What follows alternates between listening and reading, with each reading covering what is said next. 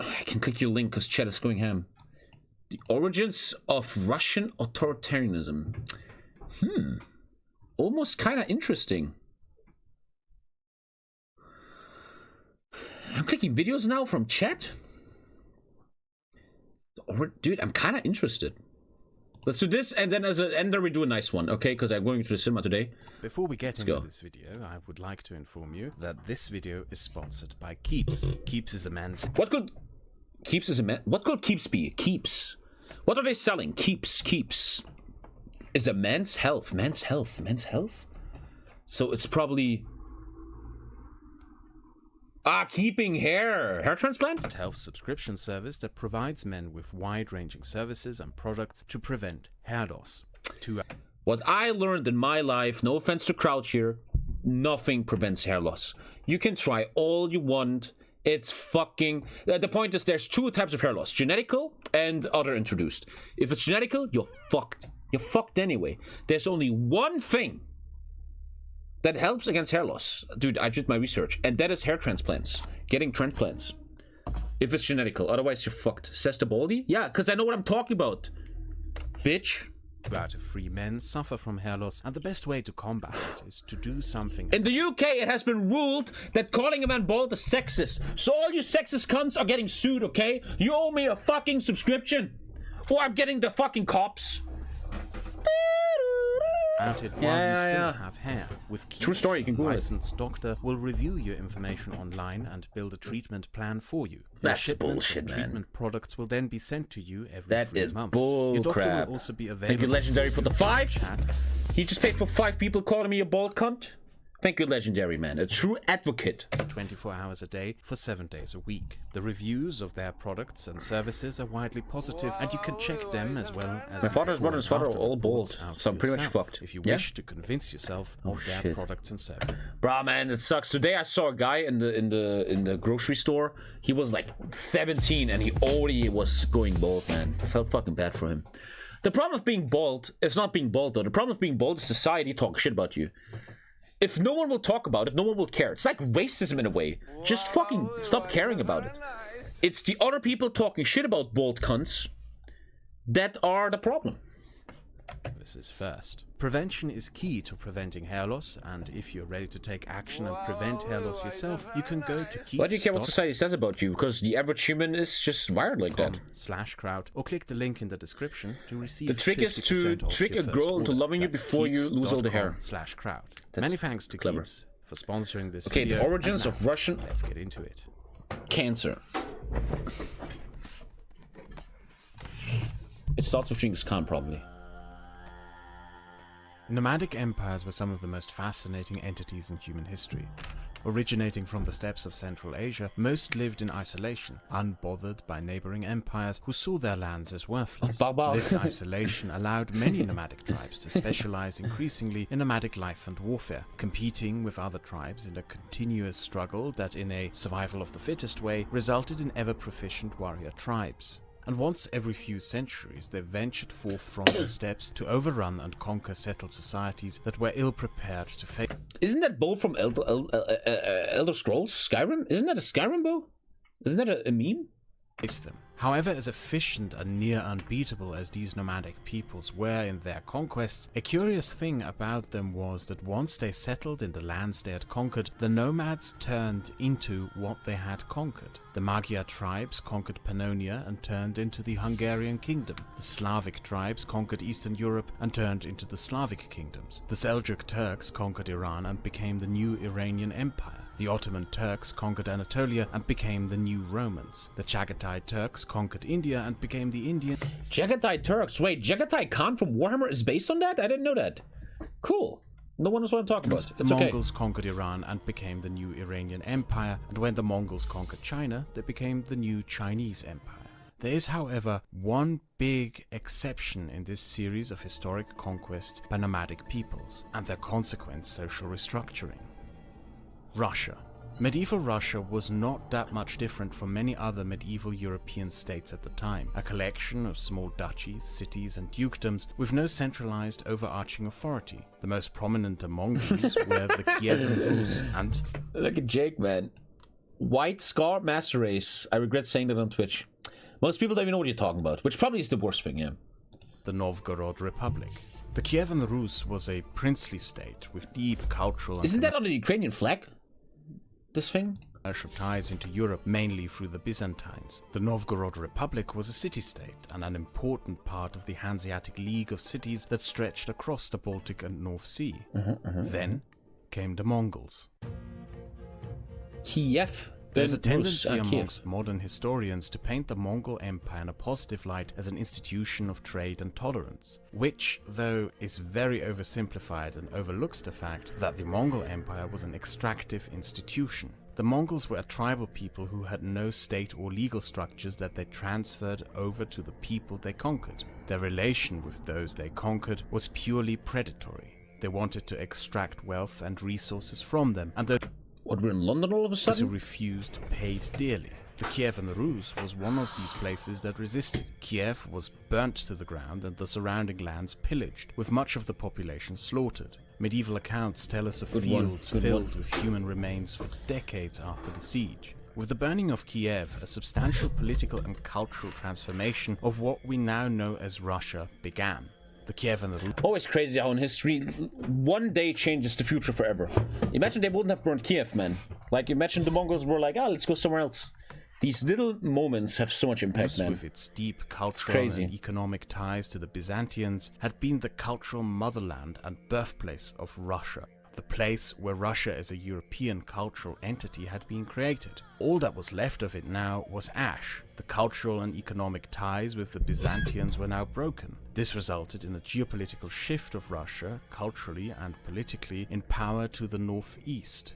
The Mongols enforced their economic order upon the remaining Russian principality states, and the center of Russian political and economic power consequently shifted to the landlocked plains of Smolensk, Rostov, and Chernihiv. These places and the princes who ruled them had been largely ignored backwaters before the Mongols. Now they stood at the center of Russia. Throughout the rest of Europe, the institution of feudalism had during this time started to be... It's just sometimes just Putis is that one Mongolo who didn't get any bitches. Like, Mongolo. Putin's is Mongolo who get no bitches. Fuck, man. Increasingly I love this shit, man. New political and commercial institutions evolved in European trade cities, from Antwerp to Hamburg to Königsberg, Warsaw, Paris, Lisbon, London, and Venice. Merchants, barons, and artisan guilds rewrote the feudal social contract. Additionally, the Black Plague shook up the economic framework of Europe dramatically. With a third of Europe's population killed, there were no longer enough peasants to work the lands for lords. Landlords consequently started competing for the remaining peasants by offering them payment for work. Previously, peasants had worked in exchange for a promise of protection. That now became increasingly replaced by a wage-based labor system. Any society is kind of based on the peasants, right? On the people that make all the food, man. I'm a half Mongolo who don't get any bitches. Mongolo is a way of saying retard in Spanish. But Russia... To me, Mongolo sounds like the new villain of the new Harry Potter movie. Like, my name is John Mongolo. Avada Kedavra. Russia remained untouched by these political and economic developments. It remained under Mongol rule for 250 years and went into an entirely different direction. The princes of Central Russia were recruited by the Mongols as tax collectors. The Mongols outsourced the process of extracting the resource they wanted out of the Russian peasantry to the Russian princes. Because that aristocracy had a lot to lose if they failed to... Before we keep going, sorry, I have a question. Aren't professional streamers always putting their chat in these reaction videos? In order to feel really... Isn't that like really professional? How do you do that? Wait. You can click here, and then you click here. Then you click here, you click here. Nee, warte mal. Wait. Isn't that like really professional? I click here, I click here. I click this, I click this, I click that. I click this, I click this. I click this, I do this. Look at this Asmongold style. Full Asmongold copy, man. Look at that. So professional. Hello, YouTube. Hello, hello. Hello, YouTube people that actually have a life and watch video on demands. I'm watching Tommy all day because of nothing to do. Thank you, Soren, for 100 bits. Thank you, their man. Mongol overlords, Thank and you. because And, the Mongols Walter's had hiring. brought Thank you. no Thank you. legal code of limited aristocratic power, the Russian princes extracted that wealth with increasing unopposed ruthlessness and brutality. Thank you, While in Kasanas. Europe, feudalism increasingly disbanded, an increasingly exploitative economic framework was reinforced in Russia. Urbanization didn't take place, as it did in Europe, with the Russian princes invested in keeping as many peasants working the lands as possible. The That's kind of the first time you've seen authoritarianism in Russian Russia. princes recruited armies of cavalrymen who were paid not in money, but in land, and the peasants on it. However, because there was so much land, control of the land was not as important as control of the people. While in Europe, peasants gained access to wages and left... Can't see off the screen. Well, come on, Twitch, shut the fuck up. Can't see off the screen, man. Big Z45, shut the fuck up. Every streamer does this. For cities to Sorry. escape feudal lords. What an in Russia, asshole. the peasants became deeper tied into their land through strict rules tying them to it, debt patronage, and brutal punishments for attempting to flee. The Black Plague Sounds like had nowadays the opposite Russia. socio-economic outcome in Russia compared to Europe. While in Europe, lords started competing for peasants by paying them wages, the Russian princes used the plague to tie lands into enormous duchies and fiefdoms under a smaller number of lords, creating an enormous peasantry working the lands of an extremely small aristocracy. When nomads conquered a settled people, they usually turned into who they conquered. But here, in a weird twist, Mongol? the conquered Russians almost became Mongols. They were unshackled from any and all political accountability to their peasantry and could rule like the conquerors whom they served. But because the Russian princes merely served the Mongols and were not Mongols themselves, they didn't adopt the tribal customs and nomadic lifestyle of them. The power structure of the Russian princely states thereby became heavily centralized within the power of a singular ruler. Oh, when there's a figure right of background, you state. can't see the chat. The Russian princes even adopted the warfare Wait, sorry. There's a way to fix that. Oh, I never knew how to do that, though. There's a way to fix that, to give a background to chat. And the way you do that is... yeah, no? How do you make a background?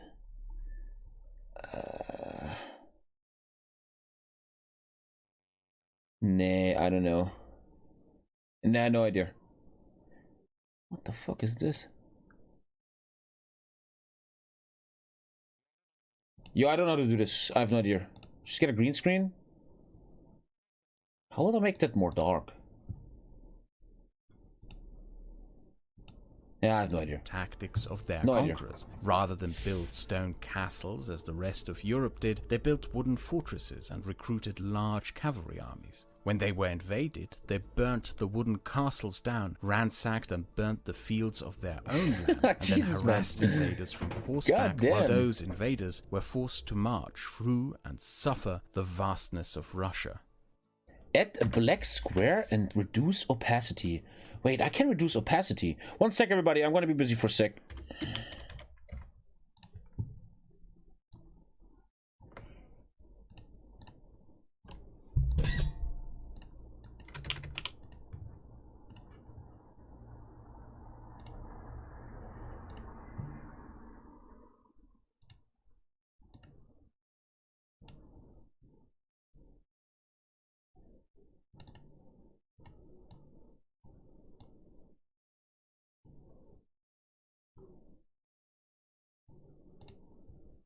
And now I take that and I try to make it look through. Yeah.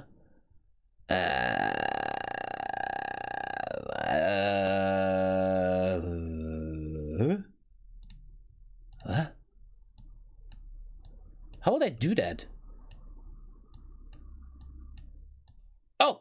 Oh! Oh! I'm a pro streamer! Wait, wow! Whoa! Whoa, look at that, boys! Holy shit! So professional! The Russians also missed out on key subscribe. development in European Holy political crap, development at the time, where a move away from decentralized feudalism into centralized absolutist kingdoms took place, creating the first large and powerful centralized European states. Over the 250 years of Mongol rule, with the shift from Kiev and Novgorod to central Russia and an economic development away from commerce and artisans to a peasant economy, the most powerful Russian princely state to emerge was the Duchy of Moscow, which would eventually be the one to rise up in rebellion and kick the Mongols out. How old Moscow is, man, when you think about Russian state centered around Moscow. Thank you, Shelly. With the Mongols gone, the newly... Fabian, give me the time. Give me the time. I can announce right now. Give me the time. Give me the time. Give me the time. Tomorrow, boys, I am officially co-casting a Rainbow Six tournament. My stream will be offline, but I'm hosting Fabian. Is 1620 my time? Central European S time. Is that my time? Is 1620 my time? Yes, it is. 1620, Rainbow Six with the Mongol though. Just kidding, just kidding. Okay, 1620. I have to turn my stream off then, and then we're gonna Fabian. But like, can I say stuff like fuck? Can I say that? Let's do one game, one hour game. I can say stuff like fucking shit, so I can. It's a bit memey, right? We're not fucking wearing a suit and we have sponsors or something. I can be like, what the fuck? That woman can look through doors. I can do that. I'm a pro caster now, yes.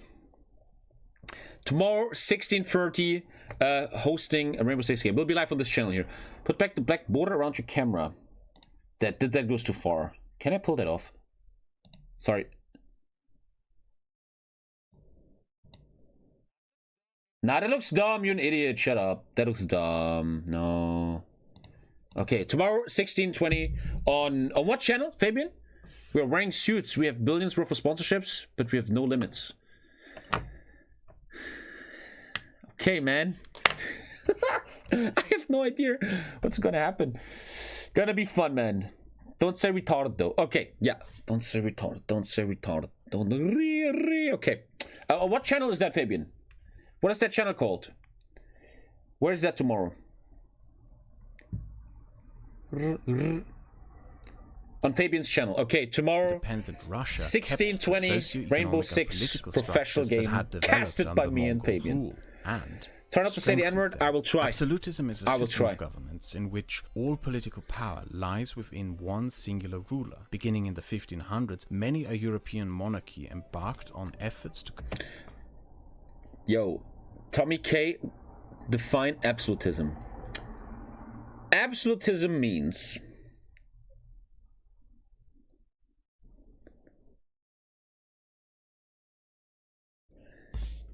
absolutism. We are a state that has the system of absolutism, which means that construct absolutist states, most famously France. It is during this time that the foundations of the modern... It means one guy is in power. But didn't they have that before too? Or is it now that one guy holds a lot of power, like all of France? Like, I am the state. But didn't they have that before? Like, if I was the duchy ruler, I'm the boss. You listen to me, man. Modern nation state were laid, but the absolutism project in general was rather unsuccessful. The French monarchs drove the state into bankruptcy and ended up selling government offices and thereby state power to the highest bidders. The Stuart dynasty attempts to build absolutism in Britain ended with their expulsion. Throughout Europe, urban populations, lower gentry, and merchants had made the establishment of the all-powerful state difficult. But the conditions found in Russia allowed the Russian Tsars to create a near-perfect absolutism. There are three main factors that led to this. First, monarchy means the church still has power and certain groups, but absolutism, you are the ultimate boss over everything. Okay, that's a good definition. Russian society after Mongol rule. It's like controlling a country in 4. The army the monarch paid with land, an aristocracy of boyars, and a peasantry. A key difference to other parts of Europe was that the army was not incorporated within the aristocratic class. The army had been directly recruited by the Muscovite state and was dependent upon that state for its status and pay. The state, and thereby the monarch, could use the army without constraints by any aristocrats, even against those aristocrats. Second, Russia didn't experience the regionalized feudal social structures that the rest of Europe did. In fact, there is debate Where's that music from? among historians if Russia experienced medieval feudalism at all. Medieval feudalism was a social system in which a peasantry submitted to a military lord and his castle in exchange for protection. In Russia, though, the regionalized structure of aristocracy didn't exist. There were no castles offering protection in these vast lands, and military power lay with the state. The new Muscovite state also introduced the mestinestvo, a system of hierarchies amongst lesser nobles that pitted them up against each other in competition for the favor of the monarch. In Europe, the lower aristocracy had an important role in the creation of parliamentary structures by forming a political bloc, competing with the king for concessions, privileges, rights and powers. In Russia, all power remained with the monarch, and the aristocracy It's very interesting how that still has influence in the butterfly effect sense today, man.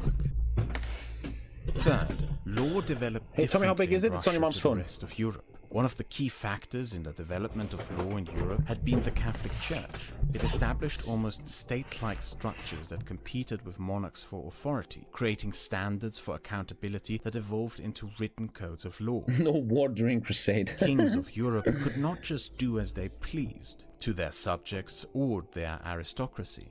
So that is not absolutism, right? These kings, they have to kind of listen to the Pope or they get exmatriculated, which means everybody has Wogel on them in CK2. Violating the That's not standards absolutist. set by the Catholic Church resulted in harsh condemnation and punishment. The Pope was by so the strong Church. back in the day. Medieval Nowadays, he just makes fucking, Mr. Putin, you want to have some coffee? Maybe we can share some young boys. Feudalism was not back a then, mere man, exploitative social was framework. It was G, a big G. religious social order under which systems of accountability were created by religion that limited the power of the state. The Russian Church was derived from the Byzantines, and the Eastern Orthodox Church was caesar-papist, meaning that the head of the church was appointed by the monarch. The Christian Church, as it came to develop in Russia, was an institution subservient to the state and continued to be throughout history, be it to kings, emperors, Communist Party bosses, or today's oligarchs. The completion of the Russian absolutist state occurred in the late 1500s under Tsar. Wait, the Pope said the barking of NATO caused that Russian invasion? The Pope said, no way, have a link? The Pope said, no, show me link. The Pope said that? Ivan IV. He established a military district with absolute powers to himself called the Oprichnina and inflicted a decade-long reign of terror upon the country. Ivan had asked the aristocracy permission for this undertaking and they had approved, which goes to show how little the Russian aristocracy could do or even wanted to do to limit the power of the monarch, even though Ivan's reign of terror would come at an enormous cost to them. Of the many aristocratic families of Russia, only 9 survived this reign of terror. This state structure of absolute, unrestricted power within the monarch continued after Ivan. The Pope suggested NATO facilitated war by barking at Russia's door. Pope Francis appears to be at least partially blaming the West for the war in Ukraine. In an interview published this week, he suggested Russia's invasion may have been encouraged by the barking of NATO at Russia's door. Well, a good thing that the Catholic Church has no more relevance nowadays. 200,000 Germans leave it every year, and that these fuckers can't even handle their pedophile problems with their own internal investigations that don't do jack shit. While certain popes, for example, Josef Ratzinger, the German pope before this one, actually provably has defended pedophiles in the Catholic Church. Good thing you don't fucking matter for shit. Including with the establishment of the new Romanov dynasty in 1613. And it is not difficult he said that to after see having it tea with continuing Putin. throughout the history of modern Russia. You can see the slavish capitulation of the Russian aristocracy to Ivan's reign of terror almost reflected in the capitulation of the Soviet Politburo to Stalin's reign of terror. And you can browse through the list of murdered Russian journalists yourself to see that under Putin. And then Medvedev, and then again under Putin. But in many ways, Russia remains a country in which state power puts the ruling man above the law and removes them from any accountability to the law or the wider citizenry. A mistake often made, though, is to assume that these developments were unavoidable and somehow part of some inner logic of Russian culture itself. The city of Novgorod continued to prosper and was never conquered by the Mongols. Its institutions developed to have more in common with those of European city-states. It was the gateway for European goods into Russia and Russian goods into Europe, which made it incredibly rich. The Prince of Novgorod may have commanded an army, but he was accountable to the Veche, a parliament of the city that all free men of the city voted for, and which picked a mayor from the city aristocracy. The Veche and the mayor had control over taxation, laws, and foreign policy. It even had the power to remove... Yeah, Lisa, do you want to baptize our kid? I mean, maybe you don't have to answer this on stream, but I don't know. Did we talk about that? I mean, it's up to you. It's totally your decision. The Prince of Novgorod from power to replace him with another. There was a different Russian political development which evolved to have checks and balances, as well as state accountability and rule of law. But that not a topic for the stream. Ended when That makes sense. Makes sense. Ivan III conquered Novgorod. Imagine people not sharing everything on Twitch. And its merchants and aristocrats deported to the deep plains of central Russia. It's a waste of time to baptize a kid. What if God is real and heaven is real, and at least my kid is baptized? So one day he dies, he goes to heaven. He's like, holy shit, heaven is real. Is my dad here? No, your dad was a fucking atheist scumbag, man. Never got baptized. You're kind of taking that off your checklist, you know? Imagine what modern Russia should make a poll for the baptization. If the free city of Novgorod had been its founding structure instead of the Tsardom of Dude, that shit in the top left is what Russia would look like without Putin. Now, the only other Russian representative body was the Zemsky Zabor, a council of aristocrats that gathered to do little more but approve the line of succession to the throne and approve of the Tsar's wars, until Peter the Great even took those powers away from it. Meanwhile, in the rest of Europe, parliamentary assemblies, which in some cases were as old as the Middle Ages, started gaining more and more power from monarchs, establishing parliamentary political institutions and traditions throughout Europe. In Russia, there was no parliamentary institution until the establishment of the Duma in 1906, which had its power. Listen, fuckers, we're just joking. No one wants to talk about your deep religious belief right now, okay? Shut the fuck up. Taken from it by the Tsar again, only a few years later. That guy is in the formats a lot. By the 1700s, the Russian state was far more centralized than any of its European counterparts, but far more underdeveloped in economy and bureaucracy. There were no regional political modern right tied in accountability to a central state. Instead, rule of local provinces was handed out by the Tsar in so-called kormlinye, which means feedings. And the name kind of gives away the predatory nature of the political institution itself. Local rulers had no accountability to law either, and no restraints on Stay how mad, much they bitch. could exploit the office for personal gain, as long as they managed to appease the centralized government. When you look closer at the previously mentioned list of murdered Russian journalists, you will notice how most are regional reporters in small towns who were investigating the corruption of a local police department or Jesus, mayor. man. What's more is that this shit is still relevant today, man. this practice of regional corruption Culture and history is so important, despite being more than you think. reformed by Peter the Great, who instituted a standardized system of regionalized government which recruited the aristocracy as local servants to the state. A reason for this may be found in that the new system rewarded successful local governors with tax exemptions, thereby incentivizing the aristocracy to squeeze the peasantry even harder in service of the state and like themselves. I said, if you're born in Russia, Peter the Great's you're reforms you're was that destined the to be tax under a burden of tyrant. The state was increasingly placed upon the Russian peasantry, while the aristocracy were increasingly exempt. In modern Russia, you will find an enormous contrast between the wealth of the oligarchs and your average Russian pensioner, whose pension is barely enough to sustain him. In many ways, it has been a common thread throughout Russian history since the 1700s that the burden of securing the state and the ambitions of wealth of its ruler have been dumped upon the Russian peasantry, from the trenches to the gulags to today's pension and social security cuts.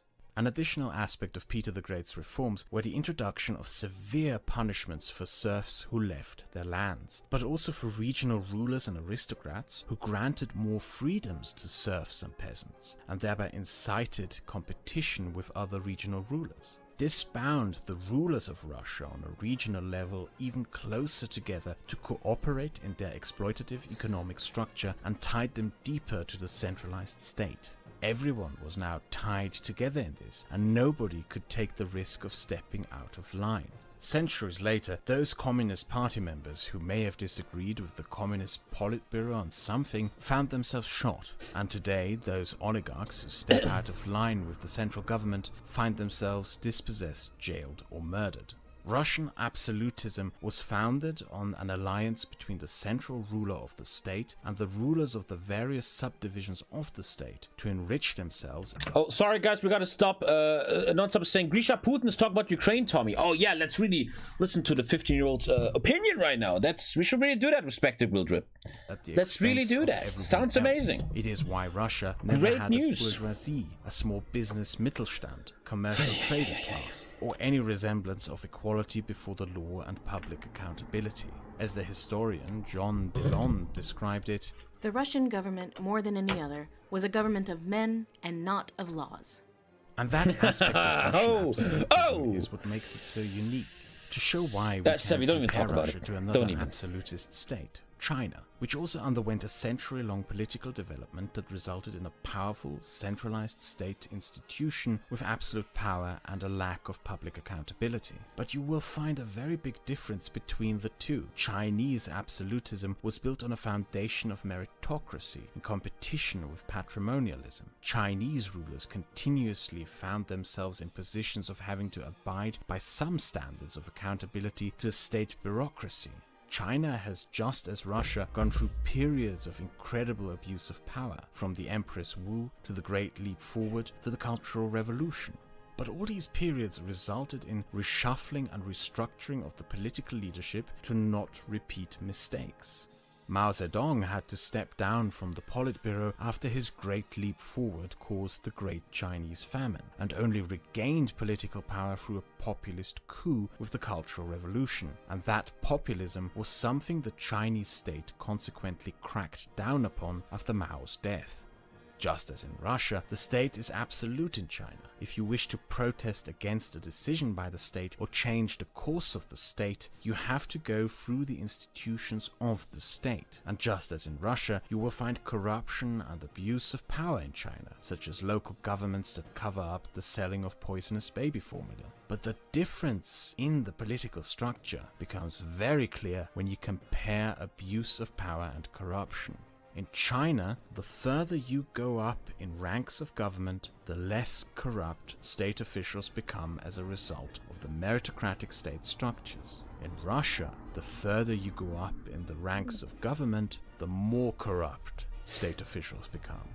As there are no very interesting, very interesting. The only measure in restraint is that you can't be corrupt enough as a local Russian politician to start bothering and annoying your superior politician. Which is why the government becomes more corrupt the higher the office of the state is. The Russian state is a system of progressively corrupting power. And that really begs the question, how in the world would you ever unroot this system? What would you do about it, man? And will it ever happen? That's a big question. In the next video, we will be comparing China and India, more specifically the millennium-long Very good video by Kraut here. developments in Interesting. I felt like I was in history class, man. I don't have time to watch